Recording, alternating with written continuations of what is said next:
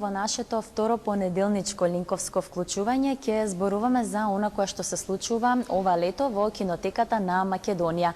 Имено под слоганот Мирно лето овде се одвива програмата во чии што рамки се прикажуваат македонски филмови под отворено небо, а деталите на оваа тема ќе ги дознаеме во продолжение од Дамјана Патчева, виш филмолог. Добро утро и благодарам што сте дел од утринската на Тилма. Програмата под отворено небо започна кон крајот на мај. До кога е планирано да трае и што следно ќе може да проследат граѓаните во блискиот период кој предстои? Добро утро и на вас. Благодарам што дојдовте во кинотеката на Македонија. Ова летна филмска програма на отворено, како што кажавте, вие започнува во мај, ќе трае се до септември, додека трае убавото летно време.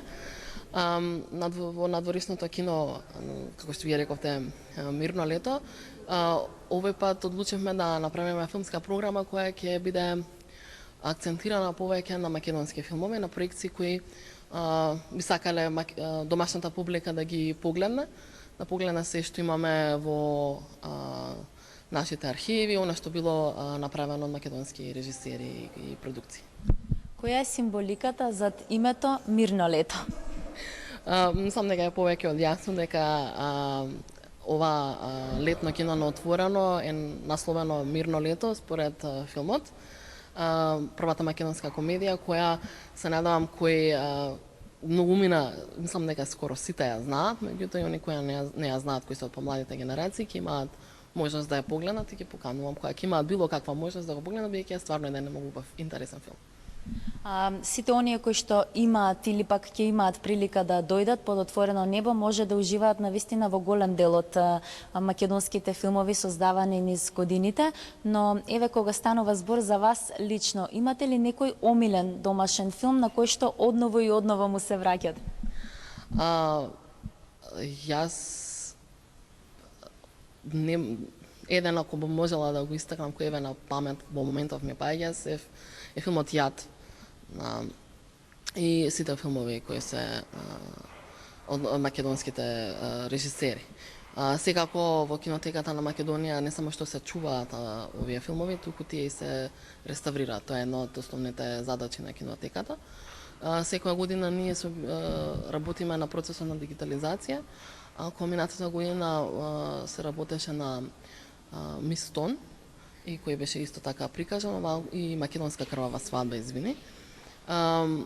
Оваа година работиме на два филма кои се дигитализираат, а тоа е Солунски атентатори и Волчја ноќ. Филмовите се популарни, се значајни и треба да се достапни до македонската публика, но и на онаа која е надвор, бидејќи и промоцијата на македонската филмска продукција значи прикажување на филмови надвор од нашата земја во некакви рамки или програми кои ќе бидат понудени.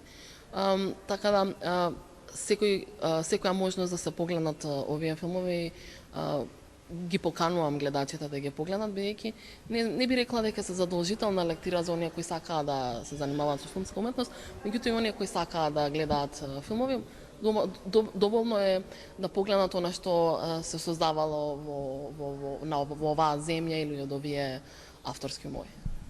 Споменавте два филма кои што се во процес на дигитализација. Кога публиката може да очекува тие да бидат прикажани и секако да ужива во нив? Бидејќи се уште во процесот на дигитализација, откако ќе биде тој процес завршен, бидејќи во себе претпоставува дека се работат повеќе етапи. Значи, ако се врши филмско скенирање на филмскиот материјал или избирање на погодните материјали кои треба да се искористат за дигитализација, потоа истиот се префрла на други носачи и се работи на самата слика, на повеќе процеси кои бараат повеќе време, знаење, трпеливост, споредување на она што е направено, до која мерка ние треба да го подобруваме филмскиот материјал, бидејќи тука претполагам дека се работи за етички дел, бидејќи не можеме ние да ги подобруваме филмовите отколку што се. Сето тоа е еден малку подолг процес на работа, откако ќе биде завршен до крајот на годината се надевам дека македонската публика ќе може да ги погледне во една дигитална форма. Програмата од летното кино веќе е во тек, впрочем тоа и условно кажано го искористивме како повод за овој разговор, меѓутоа на кои се други начини кинотеката на Македонија го афирмира македонскиот филм и како поконкретно ја доближувате оваа тема до младите? Во текот на целата година, бидејќи, како што знаете, сега се веќе летните распусти, поголемиот дел од публиката не е во Скопје или оди на одмори, или тука веќе станува збор за некои други услови кои ја спречуваат публиката да дојде кај нас, меѓутоа ние во текот на целата година работиме на различна филмска програма. Филмската програма ја концепираме во некакви сегменти кои можеби ако се стави одреден акцент или се организира некој разговор со режисерите да се направи таа истата да биде интересна. Да не биде едноставно само прикажување. Знаете, кога имате формирана програма која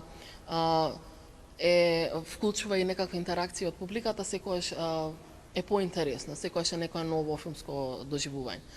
Затоа, кога правиме филмска програма, се трудиме тоа да биде така направено. Впрочем, ако утре на програмата, утрешниот датум, со почеток во 8:30 часот, ќе бидат прикажани 3 документарни филмови од Трајче Попов.